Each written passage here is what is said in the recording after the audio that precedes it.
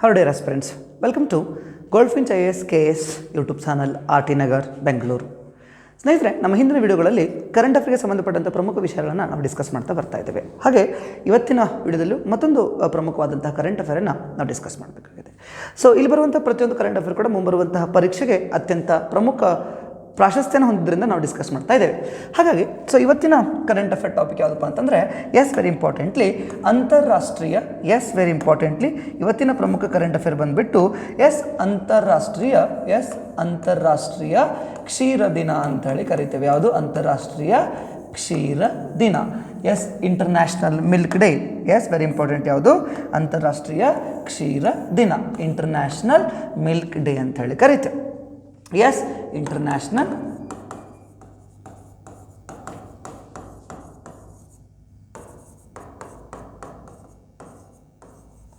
International milk day. ಹಾಗಿದ್ರೆ ನಾವೇನು ಮಾಡಬೇಕು ಅಂತಂದರೆ, ಸೊ ಇದ್ರ ಬಗ್ಗೆ ಒಂದಿಷ್ಟು ಕರೆಂಟ್ ಅಫೇರನ್ನು ನಾವೇನು ಮಾಡಬೇಕಂತ ಡಿಸ್ಕಸ್ ಮಾಡಬೇಕು. ಗೊತ್ತಿರಲಿ, ಪ್ರತಿ ವರ್ಷ ನೆನಪಿರಲಿ, ನಾವೇನು ಮಾಡ್ತೀವಪ್ಪ ಅಂದರೆ ಪ್ರತಿ ವರ್ಷ ಯಾವುದು? ಪ್ರತಿ ವರ್ಷ ನೆನಪಿರಲಿ, ಜೂನ್ 1 ಯಾವುದನ್ನು? ಪ್ರತಿ ವರ್ಷ ಜೂನ್ 1 ನಾವೇನಂತ ಸೆಲೆಬ್ರೇಟ್ ಮಾಡ್ತೀವಪ್ಪ ಅಂತಂದರೆ ವೆರಿ ಇಂಪಾರ್ಟೆಂಟ್ಲಿ ಅಂತಾರಾಷ್ಟ್ರೀಯ ಕ್ಷೀರ ದಿನ. ಏನಂತ ಸೆಲೆಬ್ರೇಟ್ ಮಾಡ್ತೇವೆ? ಅಂತಾರಾಷ್ಟ್ರೀಯ ಕ್ಷೀರ ದಿನ. ಯಾವುದು? ಪ್ರತಿ ವರ್ಷ ಜೂನ್ 1. ಹೌದು, ಈ ಒಂದು ಜೂನ್ 1ನೇ ತಾರೀಕಿನಂದು ನಾವೇನು ಮಾಡ್ತಾ ಹೋಗ್ತೀವಪ್ಪ ಅಂದರೆ ಹಾಲಿನ ಪ್ರಾಮುಖ್ಯತೆಯನ್ನು, ಅಂದರೆ ಮನುಷ್ಯನ ಆರೋಗ್ಯದ ಮೇಲೆ ಹಾಲಿನ ಪ್ರಾಮುಖ್ಯತೆಯನ್ನು ನಾವೇನು ಮಾಡಬೇಕು ಅಂತಂದರೆ ಅರಿವು ಮೂಡಿಸಬೇಕು. ಏನು?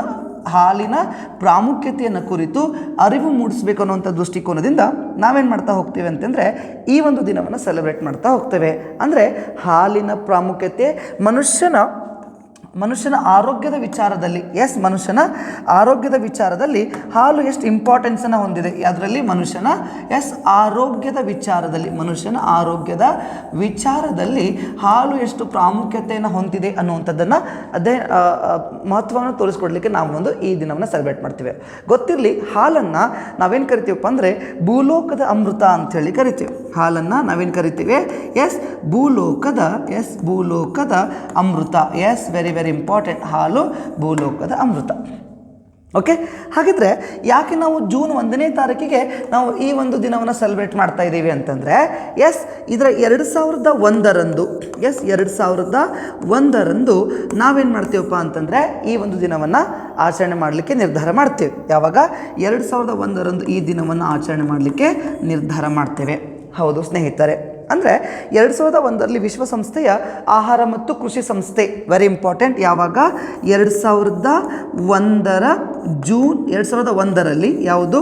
ವಿಶ್ವಸಂಸ್ಥೆಯ, ನೆನಪಿಟ್ಕೊಳ್ಳಿ, ವಿಶ್ವಸಂಸ್ಥೆಯ ಆಹಾರ ಮತ್ತು ಕೃಷಿ ಸಂಸ್ಥೆ ಏನು ಮಾಡುತ್ತೆ ಅಂತಂದರೆ ಪ್ರತಿ ವರ್ಷ ಜೂನ್ 1ಕ್ಕೆ ಏನು ಮಾಡಬೇಕು ಅಂದರೆ ಕ್ಷೀರ ದಿನವನ್ನಾಗಿ ಆಚರಣೆ ಮಾಡಬೇಕು ಅನ್ನೋ ನಿರ್ಧಾರ ತಗುತ್ತೆ. ಏನು ಮಾಡುತ್ತೆ? ನಿರ್ಧಾರವನ್ನು ತೆಗೆದುಕೊಳ್ಳುತ್ತೆ. ಓಕೆನಾ? ಹಾಗಾಗಿ ಅಲ್ಲಿಂದ ನಾವೇನು ಮಾಡ್ತಾ ಹೋಗ್ತೀವಪ್ಪ ಅಂದರೆ ಪ್ರತಿ ವರ್ಷ ಜೂನ್ 1 ಅಂತಾರಾಷ್ಟ್ರೀಯ ಕ್ಷೀರ ದಿನ ಅಂತ ಆಚರಣೆ ಮಾಡ್ತಾ ಇದ್ದೀವಿ. ಹಾಗಿದ್ರೆ ಮೊದಲ ದಿನಾಚರಣೆ ಯಾವಾಗಾಯಿತು ಅಂತ ನಾವು ನೋಡೋದಾದರೆ ವೆರಿ ಇಂಪಾರ್ಟೆಂಟ್ಲಿ ಮೊದಲ ಕ್ಷೀರ ದಿನ ಅಂತ ಯಾವಾಗ ಸೆಲೆಬ್ರೇಟ್ ಮಾಡ್ತೀವಪ್ಪ ಅಂತಂದರೆ 2001 ಜೂನ್ 1. ಯಾವಾಗ? 2001 ಜೂನ್ 1ಕ್ಕೆ ನಾವೇನು ಮಾಡ್ತಾ ಹೋಗ್ತೇವೆ ಅಂದರೆ ಅಂತಾರಾಷ್ಟ್ರೀಯ ಕ್ಷೀರ ದಿನವನ್ನು ಮೊದಲ ದಿನ ಆಚರಣೆ ಮಾಡ್ತೇವೆ. ಹಾಗೆ ಈ ವರ್ಷವೂ ಕೂಡ 2024 ಜೂನ್ 1ಕ್ಕೆ ನಾವೇನು ಮಾಡಿದೀವಪ್ಪ ಅಂದರೆ ಮತ್ತೊಮ್ಮೆ ಅಂತಾರಾಷ್ಟ್ರೀಯ ಕ್ಷೀರ ದಿನ ಅಂತ ಆಚರಣೆ ಮಾಡ್ತೇವೆ. ಉದ್ದೇಶ ಏನು? 2001ರಲ್ಲಿ ವಿಶ್ವಸಂಸ್ಥೆ ಆಹಾರ ಮತ್ತು ಕೃಷಿ ಸಂಘಟನೆ ಏನು ಮಾಡಿತ್ತು ಅಂತಂದರೆ ಜೂನ್ 1 ಅಂತಾರಾಷ್ಟ್ರೀಯ ಕ್ಷೀರ ದಿನವನ್ನಾಗಿ ಆಚರಣೆ ಮಾಡಲಿಕ್ಕೆ ನಿರ್ದೇಶನ ನೀಡಿತ್ತು. ಇದಿಷ್ಟು ಕರೆಂಟ್ ಅಫೇರ್ ಬಗ್ಗೆ ಸಂಬಂಧಪಟ್ಟಂಗೆ. ಇದಕ್ಕೆ ಸಂಬಂಧಪಟ್ಟ ಕೆಲವೊಂದಿಷ್ಟು ಕೋರ್ ಇನ್ಫಾರ್ಮೇಷನನ್ನು ನೋಡೋದಾದರೆ very importantly we have some core information. ಅದಕ್ಕೆ ಸಂಬಂಧಪಟ್ಟ ಹಾಗೆ ಈ ಒಂದು ಕೃಷಿ ಇದ್ರ ಬಗ್ಗೆಪ್ಪ ಅಂತಂದರೆ ಕ್ಷೀರ ದಿನಾಚರಣೆ ಬಗ್ಗೆ ನಮ್ಮ ಹತ್ರ ಏನಪ್ಪ ಅಂದರೆ ಕೆಲವೊಂದಿಷ್ಟು ಪ್ರಮುಖ ಮಾಹಿತಿ ಇದೆ. ಏನಾಗಿದ್ರೆ ಪ್ರಮುಖ ಮಾಹಿತಿ ನೋಡೋದಾದರೆ ಪ್ರಮುಖ ಮಾಹಿತಿ ಏನಾಗಿದ್ರೆ ನಮಗಿರುವಂಥ ಪ್ರಮುಖ ಮಾಹಿತಿ ಚಲೋ. ಹಾಗಿದ್ರೆ ಸಮ್ ಇಂಪಾರ್ಟೆಂಟ್ ಫ್ಯಾಕ್ಟ್ಸ್ಗಳನ್ನು ನಾವೇನು ಮಾಡಬೇಕು ಅಂದರೆ ಡಿಸ್ಕಸ್ ಮಾಡಬೇಕು. ಗೊತ್ತಿರಲಿ, ನಾವು ಜೂನ್ 1 ಏನು ಸೆಲೆಬ್ರೇಟ್ ಮಾಡ್ತಾ ಇದ್ದೀವಿ? ಅಂತಾರಾಷ್ಟ್ರೀಯ ಕ್ಷೀರ ದಿನ. ಬಟ್ ನಿಮಗೆ ಗೊತ್ತಿರಬೇಕು, ಪ್ರತಿ ವರ್ಷ ನವೆಂಬರ್ 26 ನಾವು ರಾಷ್ಟ್ರೀಯ ಕ್ಷೀರ ದಿನ ಅಂತ ಆಚರಣೆ ಮಾಡ್ತೇವೆ. ಯಾವುದನ್ನು?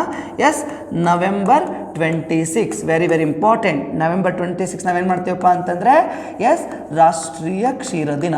ಏನಂತ ಹೇಳಿ ಸೆಲೆಬ್ರೇಟ್ ಮಾಡ್ತೀವಿ? ರಾಷ್ಟ್ರೀಯ ಕ್ಷೀರ ದಿನ.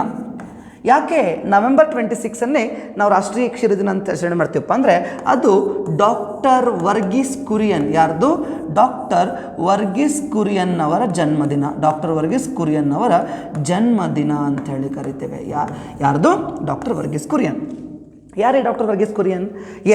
ಡಾಕ್ಟರ್ ವರ್ಗೀಸ್ ಕುರಿಯನ್ ಯಾರಪ್ಪ ಅಂತಂದರೆ ಡಾಕ್ಟರ್ ವರ್ಗೀಸ್ ಕುರಿಯನ್ ಯಾರಪ್ಪ ಅಂತಂದರೆ ವೆರಿ ಇಂಪಾರ್ಟೆಂಟ್ಲಿ ಇವರು ಶ್ವೇತಕ್ರಾಂತಿಯ ಪಿತಾಮಹ.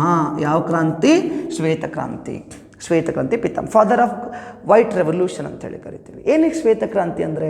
ಇಲ್ಲಿ ನೋಡ್ರಿ, ಭಾರತದ ಆರ್ಥಿಕತೆಯ ವಿಚಾರ ಅಂತ ಬಂದಾಗ ಕೃಷಿಯ ಉತ್ಪನ್ನಗಳನ್ನು ಹೆಚ್ಚಿಸುವ ಸಲುವಾಗಿ ಸರ್ಕಾರ ಕಾಲಕ್ಕೆ ಕೆಲವೊಂದಿಷ್ಟು ಕ್ರಾಂತಿಗಳನ್ನು ಪರಿಚಯ ಮಾಡ್ತಾ ಹೋಗಿತ್ತು.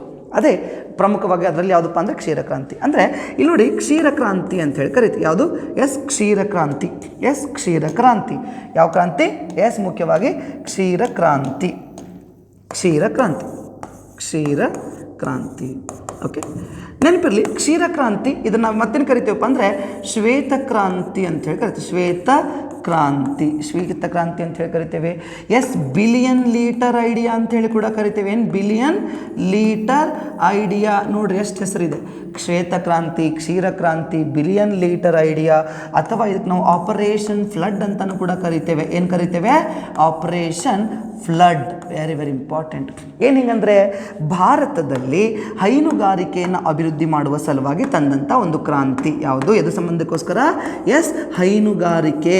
ಅಂದರೆ ಈ ಹೈನುಗಾರಿಕೆಯನ್ನು ಡೆವಲಪ್ಮೆಂಟ್ ಮಾಡಬೇಕಂದ್ರೆ ಹೈನುಗಾರಿಕೆ it is basically agriculture allied activities. ಅಂದರೆ ಕೃಷಿ ಸಂಬಂಧಿ ಚಟುವಟಿಕೆ. ಏನು ಕರಿತೇವೆ? ಕೃಷಿ ಸಂಬಂಧಿ ಚಟುವಟಿಕೆ. ಈ ಕೃಷಿ ಸಂಬಂಧಿ ಚಟುವಟಿಕೆಯನ್ನು ನಾವೇನು ಮಾಡಬೇಕಾಗಿತ್ತು ಅಂತಂದರೆ ಅಭಿವೃದ್ಧಿ ಮಾಡಬೇಕಾಗಿತ್ತು. ಅದಕ್ಕೋಸ್ಕರ ಹೈನುಗಾರಿಕೆ ಅಭಿವೃದ್ಧಿಗೆ ಸಂಬಂಧಪಟ್ಟಂಥ ಕ್ರಾಂತಿ ಯಾವುದಪ್ಪ ಅಂತಂದರೆ ಶ್ವೇತಕ್ರಾಂತಿ ಅಥವಾ ಕ್ಷೀರಕ್ರಾಂತಿ ಅಥವಾ ಬಿಲಿಯನ್ ಲೀಟರ್ ಐಡಿಯಾ ಅಥವಾ ಆಪರೇಷನ್ ಫ್ಲಡ್ ಅಂತ ಹೇಳಿ ಕರಿತೇವೆ. ಇದರ ಮುಖ್ಯಸ್ಥಿಕೆಯನ್ನು ಯಾರು ವಹಿಸ್ಕೊಂಡಿರ್ತಾರ ಅಂತಂದರೆ ಇದರ ಮುಖ್ಯಸ್ಥಿಕೆಯನ್ನು ಯಾರು ವಹಿಸ್ಕೊಂಡಿರ್ತಾರ? ಡಾಕ್ಟರ್ ವರ್ಗೀಸ್ ಕುರಿಯನ್. ಮುಖ್ಯವಾಗಿ ಡಾಕ್ಟರ್ ವರ್ಗೀಸ್ ಕುರಿಯನ್ ಏನು ಮಾಡ್ತಾರಪ್ಪ ಅಂದರೆ ಇದರ ಮುಖ್ಯಸ್ಥಿಕೆಯನ್ನು ವಹಿಸ್ಕೊಂಡಿರ್ತಾರೆ. ಹಾಗಾಗಿ ಡಾಕ್ಟರ್ ವರ್ಗೀಸ್ ಕುರಿಯನ್ ನಾವೇನು ಕರಿತೀವಪ್ಪ ಅಂದರೆ ಭಾರತದ ಕ್ಷೀರಕ್ರಾಂತಿಯ ಪಿತಾಮಹ ಅಂತೇಳಿ ಕರಿತೀವಿ. ಏನು ಕರಿತೇವೆ? ಕ್ಷೀರಕ್ರಾಂತಿಯ ಪಿತಾಮಹ. ಫಾದರ್ ಆಫ್ ಆಪರೇಷನ್ ಫ್ಲಡ್ ಅಥವಾ ಕ್ಷೀರಕ್ರಾಂತಿ ಪಿತಾಮಹ ಅಂತ ಹೇಳಿ ಕರಿತೀವಿ. ಹಾಗಾದರೆ ಹೈನುಗಾರಿಕೆ ಅಭಿವೃದ್ಧಿಗೋಸ್ಕರ ಇವರು ಏನು ಮಾಡಿದರು? ಗೊತ್ತಿರಲಿ, ಹೈನುಗಾರಿಕೆ ಅಭಿವೃದ್ಧಿಗೋಸ್ಕರ ಏನು ಮಾಡ್ತಾರಪ್ಪ ಅಂದರೆ ನ್ಯಾಷನಲ್ ಡೈರಿ ಡೆವಲಪ್ಮೆಂಟ್ ಬೋರ್ಡನ್ನು ಸ್ಥಾಪನೆ ಮಾಡ್ತಾರೆ. ಯಾವುದು? National dairy development board. National dairy development board ಅಂತ ಕರೀತಾರೆ. ರಾಷ್ಟ್ರೀಯ ಹೈನುಗಾರಿಕಾ ಅಭಿವೃದ್ಧಿ ಸಂಸ್ಥೆ. ಯಾವುದು? ರಾಷ್ಟ್ರೀಯ ಹೈನುಗಾರಿಕಾ ರಾಷ್ಟ್ರೀಯ ಹೈನುಗಾರಿಕಾ ಅಭಿವೃದ್ಧಿ ಮಂಡಳಿ ಸಂಸ್ಥೆ ಅಲ್ಲ, ಅಭಿವೃದ್ಧಿ ಮಂಡಳಿಯನ್ನು ಸ್ಥಾಪನೆ ಮಾಡ್ತಾರೆ. Okay, clear? ಅಂದರೆ ಈ ಒಂದು ಸಂಸ್ಥೆ ಮುಖಾಂತರ ಯಾವುದು ನ್ಯಾಷನಲ್ ಡೈರಿ ಡೆವಲಪ್ಮೆಂಟ್ ಬೋರ್ಡ್ ಅಥವಾ ರಾಷ್ಟ್ರೀಯ ಹೈನುಗಾರಿಕಾ ಅಭಿವೃದ್ಧಿ ಮಂಡಳಿ ಮುಖಾಂತರ ದೇಶದಲ್ಲಿ ಏನು ಮಾಡ್ತಾರಪ್ಪ ಅಂತಂದರೆ ಹೈನುಗಾರಿಕೆಯನ್ನು ಅಭಿವೃದ್ಧಿ ಮಾಡಲಿಕ್ಕೆ ಕ್ರಮ. ಯಾವುದನ್ನು? ಹೈನುಗಾರಿಕೆಯನ್ನು ಅಭಿವೃದ್ಧಿ ಮಾಡಲಿಕ್ಕೆ ಏನು ಮಾಡ್ತಾರಪ್ಪ ಅಂದರೆ ಕ್ರಮವನ್ನು ಕೈಗೊಳ್ತಾರೆ. ಯಾವ ಕ್ರಮ ತಗೋತಾರೆ? ಹೈನುಗಾರಿಕೆ ಅಭಿವೃದ್ಧಿ ಕ್ರಮ ಕೈಗೊಳ್ತಾರೆ. ಹಾಗಿದ್ರೆ ಯಾವಾಗ ಸ್ಥಾಪನೆ ಮಾಡ್ತಾರಪ್ಪ ಅಂದರೆ 1964. ವೆರಿ ಇಂಪಾರ್ಟೆಂಟ್ಲಿ ಯಾವಾಗ ಇದನ್ನು ಸ್ಥಾಪನೆ ಮಾಡ್ತಾರಂತಂದರೆ 1964. ಎಲ್ಲಿ ಅಂತಂದರೆ ಗುಜರಾತಿನ ಆನಂದನಗರ. ಎಲ್ಲಿ? ಗುಜರಾತಿನ ಆನಂದ. ಎಲ್ಲಿ? ಗುಜರಾತಿನ ಆನಂದದಲ್ಲಿ ಏನು ಮಾಡ್ತಾರಪ್ಪ ಅಂದರೆ ಸ್ಥಾಪನೆ ಮಾಡ್ತಾರೆ. ಇವ್ರದ್ದೇ ಆದಂಥ ಒಂದು ಬ್ರ್ಯಾಂಡ್ ಹೊಂದಿದ್ದಾರೆ. ಅದೇನಪ್ಪ ಅಂದರೆ ಅಮೂಲ್. ಯಾವುದು? ಅಮೂಲ್. ಏನು ಅಮೂಲ್ ಅಂತಂದರೆ Anand. Anand milk union limited. ಏನು? Anand milk union limited. ಗೊತ್ತಿರಲಿ, ಇದು ಭಾರತದ ಅತಿ ದೊಡ್ಡ ಡೈರಿ ಪ್ರಾಡಕ್ಟ್. ಅತಿ ದೊಡ್ಡ ಬ್ರ್ಯಾಂಡ್. ಭಾರತದ ಅತಿ ದೊಡ್ಡ ಡೈರಿ ಬ್ರ್ಯಾಂಡ್. ಓಕೆನಾ? ಬ್ರ್ಯಾಂಡ್. ಓಕೆ. ಹಾಗಿದ್ರೆ ಈ ಅಮೂಲ್ ಅವ್ರದ್ದು ಏನಪ್ಪ ಅಂತಂದರೆ ಭಾರತದ ಅತಿ ದೊಡ್ಡ ಡೈರಿ ಬ್ರ್ಯಾಂಡ್ ಇದು. ಹಾಗೆ ಇದ್ರ ಟ್ಯಾಗ್ಲೈನ್ ಅಂದರೆ ಅಮೂಲ್ ಅವ್ರದ್ದು ಟ್ಯಾಗ್ಲೈನ್ ಏನಪ್ಪ ಅಂತಂದರೆ ಟ್ಯಾಗ್ಲೈನ್ ಬಂದುಬಿಟ್ಟು ದ ಟೇಸ್ಟ್ ಆಫ್ ಇಂಡಿಯಾ. ಏನು? The taste of India. Very important, ನೆನ್ಪಿಟ್ಕೋಬೇಕು, ಎಕ್ಸಾಮ್ ಕೇಳ್ತಾರೆ. The taste of India. ಇದಕ್ಕೆ ಸಂಬಂಧಪಟ್ಟಂಗೆ ಇನ್ನೊಂದು ಕೋರ್ ಮಾಹಿತಿಯನ್ನು ಇಲ್ಲಿ ಡಿಸ್ಕಸ್ ಮಾಡಿದ್ರೆ ಯಾವ ರೀತಿ ಅಮೂಲ್ ಅನ್ನುವಂಥದ್ದು ಭಾರತದ ಅತಿ ದೊಡ್ಡ ಬ್ರ್ಯಾಂಡು, ಅದ್ರ ಜೊತೆಗೆ ದಕ್ಷಿಣ ಭಾರತದಲ್ಲಿ ಕೂಡ ಒಂದು ದೊಡ್ಡ ಬ್ರ್ಯಾಂಡ್ ಇದೆ. ಯಾವುದಪ್ಪ ಅಂತಂದರೆ Nandini. Very very pride of Karnataka. Yes, ಇಲ್ಲಿ ನೋಡ್ರಿ, ಇಲ್ಲೇನು ಮಾಡ್ತಾರಪ್ಪ ಅಂತಂದರೆ ಭಾರತದಾದ್ಯಂತ ಹೈನುಗಾರಿಕೆಯನ್ನು ಅಭಿವೃದ್ಧಿಪಡಿಸುವ ಸಲುವಾಗಿ ನ್ಯಾಷನಲ್ ಡೈರಿ ಡೆವಲಪ್ಮೆಂಟ್ ಬೋರ್ಡನ್ನು ಸ್ಥಾಪನೆ ಮಾಡಿದರೆ ಕರ್ನಾಟಕದಲ್ಲಿ ಕರ್ನಾಟಕದಲ್ಲಿ ನಾವೇನು ಮಾಡ್ತಾವಪ್ಪ ಅಂತಂದರೆ ನಮ್ಮ ರಾಜ್ಯದಲ್ಲಿಯೂ ಕೂಡ ಡೈರಿ ಇಂಡಸ್ಟ್ರಿ ಅಥವಾ ನಾವು ಹೈನುಗಾರಿಕೆ ಅಭಿವೃದ್ಧಿ ಮಾಡಬೇಕಾಗಿತ್ತು. ಎಲ್ಲಿ? ಕರ್ನಾಟಕದಲ್ಲಿ ನಾವೇನು ಮಾಡಬೇಕಾಗಿತ್ತು ಅಂತಂದರೆ ಹೈನುಗಾರಿಕೆಯನ್ನು ಅಭಿವೃದ್ಧಿ ಮಾಡಬೇಕು, ಹೈನುಗಾರಿಕೆಯನ್ನು ಅಭಿವೃದ್ಧಿ ಮಾಡಬೇಕು ಅನ್ನೋಂಥ ಉದ್ದೇಶಕ್ಕೋಸ್ಕರ ನಾವು ಸಹ ಒಂದು ಸಂಸ್ಥೆನ ಸ್ಥಾಪನೆ ಮಾಡಿದ್ದೇವೆ, KMF. Very very important. ಯಾವುದು? KMF. ಏನ್ರಿ ಹಂಗಿದ್ರೆ KMF ಅಂತಂದರೆ ಇಂಪಾರ್ಟೆಂಟ್ಲಿ KMF ಅಂದರೆ ಕರ್ನಾಟಕ ಮಿಲ್ಕ್ ಫೆಡರೇಷನ್. ಏನು ಕರಿತೇವೆ? Karnataka milk federation. Karnataka milk federation ಅಂತ ಹೇಳಿ ಕರಿತೇವೆ. ಓಕೆ. ಇವ್ರದ್ದು ಪ್ರಾಡಕ್ಟ್ ಯಾವುದಪ್ಪ ಅಂತಂದರೆ ನಂದಿನಿ. ಗೊತ್ತಿರಲಿ, KMF ಏನಪ್ಪ ಅಂದರೆ ನಂದಿನಿ ಏನಪ್ಪ ಅಂದರೆ ಸೌತ್ ಇಂಡಿಯಾದಲ್ಲಿನೇ ದೊಡ್ಡ ಪ್ರಾಡಕ್ಟ್. ಸೌತ್ ಇಂಡಿಯಾದಲ್ಲಿ ಅತಿ ದೊಡ್ಡ ಪ್ರಾಡಕ್ಟ್ ಆದರೆ ಇಂಡಿಯಾದಲ್ಲಿ ಎಷ್ಟನೇದಪ್ಪ ಅಂತಂದರೆ 2ನೇ. ಸೌತ್ ಇಂಡಿಯಾದಲ್ಲಿ 1ನೇ ಸ್ಥಾನದಲ್ಲಿದ್ದರೆ ಇಡೀ ಭಾರತದಂತೆ 2ನೇ ಸ್ಥಾನದಲ್ಲಿದ್ದಾವೆ. ಇವ್ರ ಪ್ರಾಡಕ್ಟ್ ಯಾವುದಪ್ಪ ಅಂದರೆ ನಂದಿನಿ. ಓಕೆ. ಇಲ್ಲಿ ಹಾಲು ಮತ್ತು ಹಾಲಿನ ಉಪ ಉತ್ಪನ್ನಗಳನ್ನು ನಾವೇನು ಮಾಡ್ತಾ ಹೋಗ್ತೀವಪ್ಪ ಅಂದರೆ ಮಾರಾಟ ಮಾಡ್ತಾ ಹೋಗ್ತೀವಿ. ಹಾಗಿದ್ರೆ ಈ ಒಂದು ನಂದಿನಿಯ ಟ್ಯಾಗ್ಲೈನ್ ಏನು? ಯಾವ ರೀತಿ ಅಮೂಲ್ ಅವ್ರದ್ದು ಟೇಸ್ಟ್ ಆಫ್ ಇಂಡಿಯಾ ಇತ್ತಲ್ಲ, ಹಾಗೆ ಇವ್ರಲ್ಲಿ ಟ್ಯಾಗ್ಲೈನ್ ಏನಪ್ಪ ಅಂದರೆ the quality excellence from cow to man. The quality excellence from cow to man ನೆನಪಿಟ್ಕೋಬೇಕು. ಓಕೆನಾ? ಹಾಗಿದ್ರೆ ಇದ್ರದ್ದು ರಾಯಭಾರಿ ಯಾರಿದ್ದಾರೆ ಪ್ರಸ್ತುತ ಅಂತಂದರೆ ಡಾಕ್ಟರ್ ಶಿವರಾಜ್ ಕುಮಾರ್. ಯಾರಿದ್ದಾರೆ? ಡಾಕ್ಟರ್ ಶಿವರಾಜ್ ಕುಮಾರ್ ಅವರು ಏನಿದಾರಪ್ಪ ಅಂತ ಚಿತ್ರನಟ ಡಾಕ್ಟರ್ ಶಿವರಾಜ್ ಕುಮಾರ್ ಇದ್ರದ್ದು ಏನಿದಾರಪ್ಪ ಅಂತಂದರೆ ರಾಯಭಾರಿ ಇದ್ದಾರೆ. ಓಕೆ. ಇದು ಪ್ರಮುಖವಾಗಿ ಏನಪ್ಪ ಅಂತಂದರೆ KMF ಮತ್ತು ಡೈರಿ ಡೆವಲಪ್ಮೆಂಟ್ ಬೋರ್ಡ್ ಮತ್ತು ಅಮೂಲ್ ಬಗ್ಗೆ ಸಂಬಂಧಪಟ್ಟಂಗೆ. ಇದ್ರ ಜೊತೆಗೆ ಇನ್ನೊಂದಿಷ್ಟು ಕೆಲವು ಪ್ರಮುಖ ಮಾಹಿತಿ ನೋಡ್ತೀವಿ. ಅದೇ ಯಾವುದಪ್ಪ ಅಂತಂದರೆ ಕ್ಷೀರಭಾಗ್ಯ. ಯಾವ ಭಾಗ್ಯ? ಕ್ಷೀರಭಾಗ್ಯ. Very very important. ಯಾವ ಯೋಜನೆಯ ಮುಂದೆ ಭಾಗ್ಯ ಅಂತ ಹೆಸರಿದೆಯೋ ನೆನಪಿಟ್ಕೊಂಡ್ಬಿಡ್ರಿ. ಅದನ್ನು ಸಿದ್ದರಾಮಯ್ಯನವರು ಏನು ಮಾಡಿದಾರಪ್ಪ ಅಂತಂದರೆ ತಂದಿದ್ದಾರೆ. ಸಿದ್ದರಾಮಯ್ಯನವರು ಏನು ಮಾಡ್ತಾರೆ? ತರ್ತಾರೆ. ಹೌದು, ಕ್ಷೀರಭಾಗ್ಯ ಅಂತ ಹೇಳಿ ಕರಿತೀವಿ. ಕ್ಷೀರಭಾಗ್ಯ ಅನ್ನುವಂಥ ಕಾರ್ಯಕ್ರಮ ಹೇಳ್ತದಪ್ಪ ಅಂತಂದರೆ ಅಂಗನವಾಡಿ. ವೆರಿ ಇಂಪಾರ್ಟೆಂಟ್ಲಿ ಅಂಗನವಾಡಿ ಮತ್ತು 1ನೇ ತರಗತಿಯಿಂದ 1ನೇ ತರಗತಿಯಿಂದ 10ನೇ ತರಗತಿ ಮಕ್ಕಳವರೆಗೆ 1ನೇ ತರಗತಿಯಿಂದ 10ನೇ ತರಗತಿ ಮಕ್ಕಳಿಗೆ ವಾರದಲ್ಲಿ ಎಷ್ಟು ದಿನ? ವಾರದಲ್ಲಿ 5 ದಿನ ಏನು ಮಾಡ್ತಾರಪ್ಪ ಅಂತಂದರೆ ಹಾಲು ಪೂರೈಕೆ ಮಾಡಬೇಕು ಅನ್ನುವಂಥ ಯೋಜನೆಯೇ ಕ್ಷೀರಕ್ರಾಂತಿ. ಅಂಗನವಾಡಿ ಮಕ್ಕಳಿಗೆ ಮತ್ತು 1ರಿಂದ 5ನೇ ತರಗತಿ ಮಕ್ಕಳಿಗೆ ವಾರದಲ್ಲಿ 5 ದಿನ ಏನು ಮಾಡಬೇಕು ಅಂತಂದರೆ ಇದನ್ನು ಕೊಡಬೇಕು ಅಂತ ಹೇಳ್ತಾರೆ. ದಿನಕ್ಕೆ 150 ml. ಎಷ್ಟು? ಒಂದು ದಿನಕ್ಕೆ. ವೆರಿ ಇಂಪಾರ್ಟೆಂಟ್ಲಿ ದಿನಕ್ಕೆ 150 ml ಹಾಲನ್ನು ಕೊಡಬೇಕು. ಇದನ್ನು ಕರ್ನಾಟಕ ಸರ್ಕಾರ very importantly Karnataka state government plus KMF ಅವರ ಸಹಭಾಗಿತ್ವದಲ್ಲಿ KMF ಅವರ ಸಹಭಾಗಿತ್ವದಲ್ಲಿ ತಂದಂಥ ಒಂದು ಕಾರ್ಯಕ್ರಮ. KMF ಅಲ್ಲಿ ತಂದಂಥ ಒಂದು ಕಾರ್ಯಕ್ರಮ. ಓಕೆ. ಯಾವಾಗ ಜಾರಿಗೆ ತಂದಿದ್ರು? 2014. ನೆನಪಿಟ್ಕೋಬೇಕು. 24ಕ್ಕೆ 10 ವರ್ಷವನ್ನು ಏನು ಮಾಡ್ತು ಈ ಪ್ರೋಗ್ರಾಮ್ ಕಂಪ್ಲೀಟ್ ಮಾಡ್ತಾ ಇದೆ. ಓಕೆ.